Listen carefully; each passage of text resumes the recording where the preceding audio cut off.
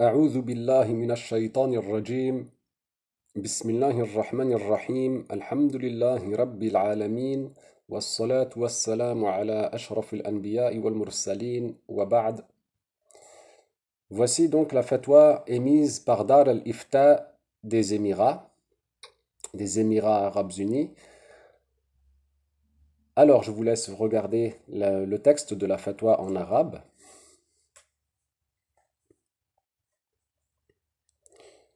Voilà.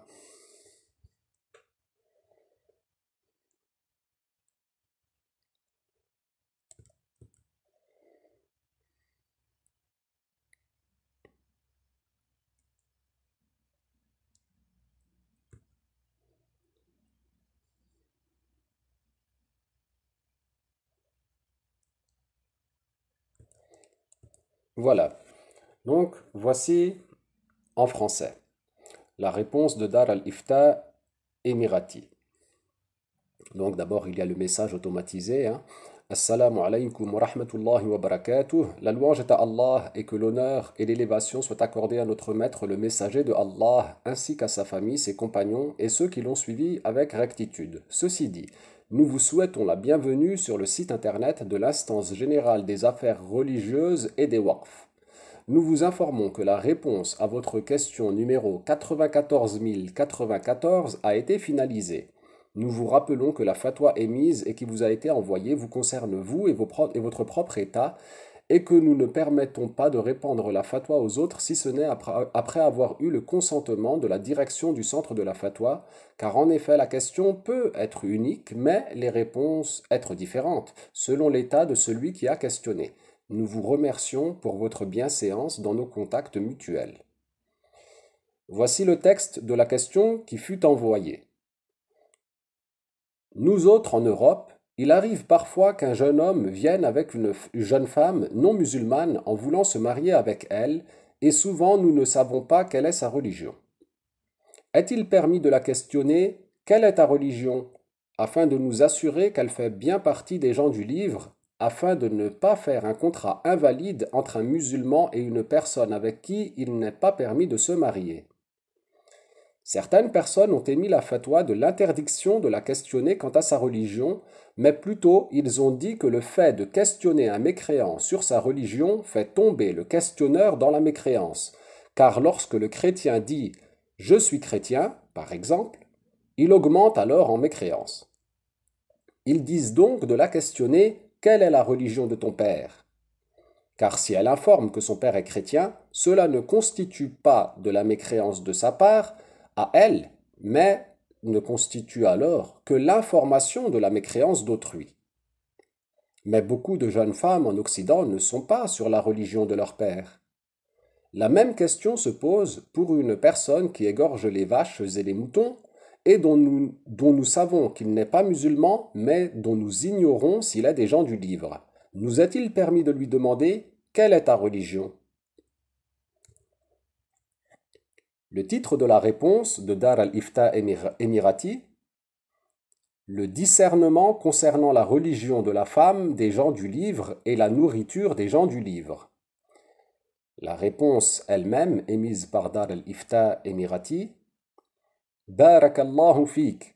Premièrement, qu'il questionne cette jeune femme par cette question-là, spécialement s'il doute qu'elle n'est pas des gens du livre, car la validité du mariage est liée à cela, puisqu'il n'est pas permis de se marier avec autre qu'une musulmane ou une des gens du livre. La femme des gens du livre est la juive et la chrétienne, en raison de sa parole ta'ala en sens, et les femmes chastes de parmi les gens qui reçurent le livre avant vous, si vous leur donnez leur dot. Dans Surat al-Ma'idah, le verset 5.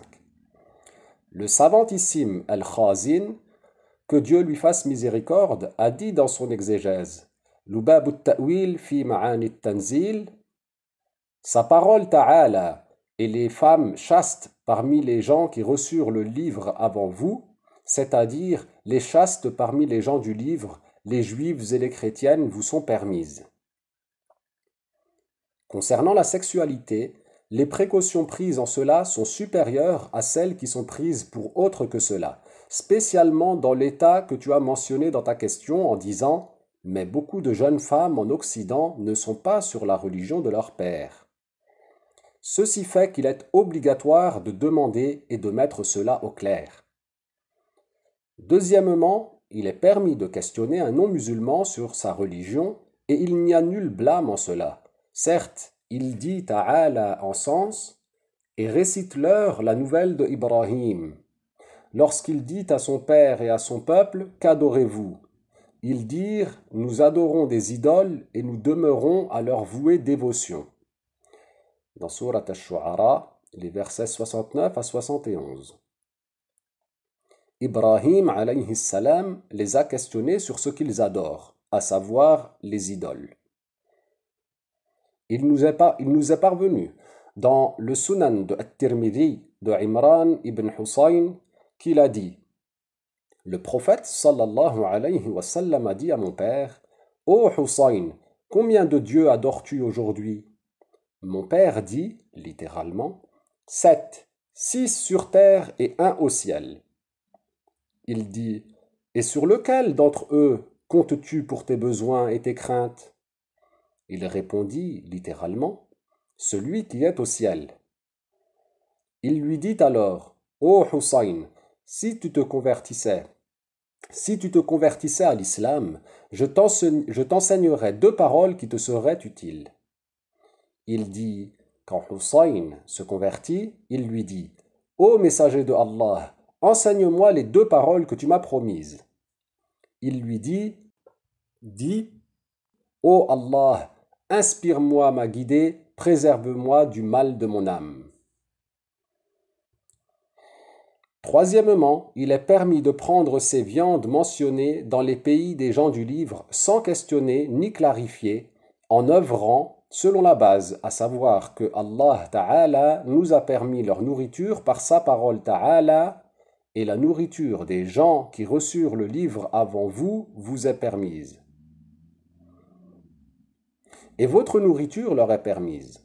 Tout ceci tant que l'individu n'a pas la certitude et n'a pas la confirmation que celui qui l'a égorgé n'est pas des gens du livre ou que la bête n'a pas été égorgée par une voie conforme à la charte, sans quoi elle n'est pas permise car l'animal se trouve être un cadavre et le cadavre est interdit à la consommation et à ce sujet Allah Ta'ala dit en sens: vous sont interdits le cadavre, le sang et la chair de porc. Dans Surat Al-Ma'idah, le verset 3. Quatrièmement, le questionnement quant à ces viandes en cas de doute sur le mode d'égorgement ou sur l'égorgeur ou sur la licéité de la bête égorgée est demandé de la personne par crainte de consommer un cadavre interdit, puisqu'il n'y a rien qui empêche de questionner quant à la nourriture en cas de doute à son sujet. Et Dieu sait mieux. La conclusion: il est permis d'épouser une des femmes des gens du livre et il n'y a nul blâme quant à questionner la femme sur sa religion. Et Allah Ta'ala sait plus que tout autre. Avec les salutations du site internet du centre principal de la fatwa aux Émirats Arabes Unis. Walhamdulillahi awwalan wa akhira.